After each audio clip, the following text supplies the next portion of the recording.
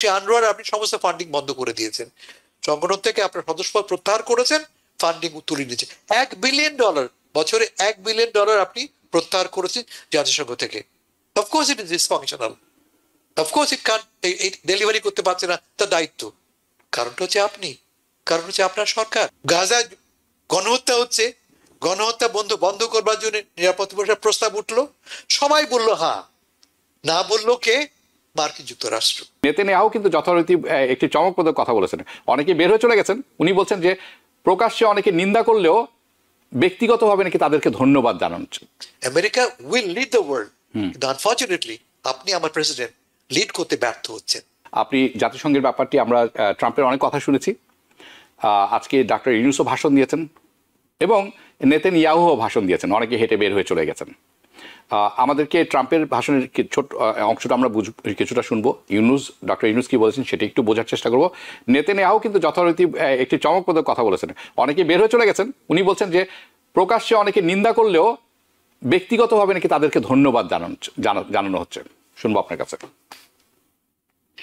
ধন্যবাদ হাবিব ভাই, রশিদ ভাই, সালাম আলাইকুম। ট্রাম্পের বক্তব্য নতুন বক্তব্য নয়, এর আগে 2017 সালে যখন তিনি প্রথম এসেছিলেন এই এক্স্যাক্ট একই কথাই বলেছেন। জাতিসংঘ ডিসফাংশনাল, 1, 2 নম্বর মাল্টি ল্যাটারালিজম বহুপাক্ষিকতা কাজ করে না।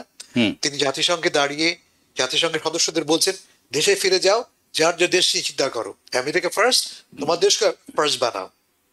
জাতিসংঘে দাঁড়িয়ে তিনি বলছেন জাতিসংঘ কাজ করছে না, জাতিসংঘ ব্যর্থ। কিন্তু কেন ব্যর্থ? আমি এগ্রি করি, জাতিসংঘ বহুলাংশে ব্যর্থ।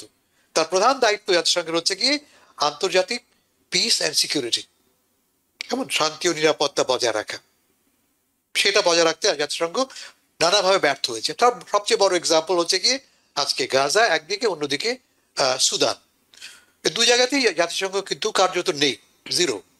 আমাদের চোখের সামনে দিনের পর দিন, মাসের পর মাস গাজায় গণহত্যা হচ্ছে, একের পর রিপোর্ট আসছে, কিছু করতে পারছে না। ফলে Trump is right, dysfunctional, statement দেওয়া ছাড়া, প্রস্তাব গ্রহণ করা ছাড়া কোনো কাজ করতে পারছে না। কিন্তু কাজ করতে পারছে না কেন? আমি এক্সাম্পল দিয়ে বলি আপনাকে। ঠিক যেই মুহূর্তে প্রেসিডেন্ট ট্রাম্প জাতিসংঘে দাঁড়িয়ে বলছেন এই সংগঠন ডিসফাংশনাল, তার দুদিন আগে জাতিসংঘে প্রস্তাব উঠেছে নিরাপত্তা পরিষদে গাজায় আনকন্ডিশনাল, নিঃশর্ত যুদ্ধবিরতি করতে হবে। আপনারা জানেন নিরাপত্তা পরিষদের সদস্য 15 জন, 10 জন অস্থায়ী, 5 জন স্থায়ী। এই 5 জনের আছে রাইট টু ভিটো।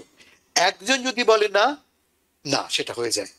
তো গাজায় গণহত্যা হচ্ছে, গণহত্যা বন্ধ করবার জন্য নিরাপত্তা পরিষদের প্রস্তাব উঠলো, সবাই বললো হ্যাঁ, না বললো কে? মার্কিন যুক্তরাষ্ট্র। এ প্রথমবার নয়, পরপর 6 বার প্রস্তাব উঠেছে, একই প্রস্তাব ঘুরে ফিরে, তা হচ্ছে যে ইমিডিয়েটলি সিজফায়ার করতে হবে।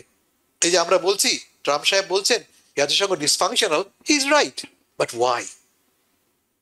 মাই ডিয়ার প্রেসিডেন্ট, আপনার জন্যে, আপনার দেশের জন্যে বারবার আপনি এবং আপনার সরকার বাধা সৃষ্টি করছেন, এই সংগঠনটাকে দাঁড়াতে দিচ্ছেন না। আমি আরো এক্সাম্পল দেই। মার্কিন যুক্তরাষ্ট্র তার সময় গত কয়েক মাসে একের পর এক প্রায় 5-6টি জাতিসংঘ অঙ্গ সংগঠন থেকে উদ্যোগ করে নিয়েছে। UNESCO, WHO, UNHCR, আনরুয়া।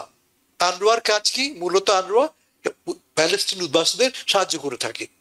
তাদের সাহায্য করার কেউ নেই।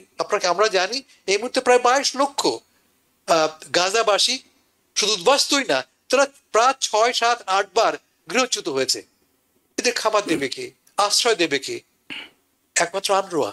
এবং সেই আনরুয়ার আপনি সমস্ত ফান্ডিং বন্ধ করে দিয়েছেন, সংগঠন থেকে আপনার সদস্যপদ প্রত্যাহার করেছেন, ফান্ডিং তুলে নিয়েছেন। $1 বিলিয়ন বছরে $1 বিলিয়ন আপনি প্রত্যাহার করেছেন জাতিসংঘ থেকে।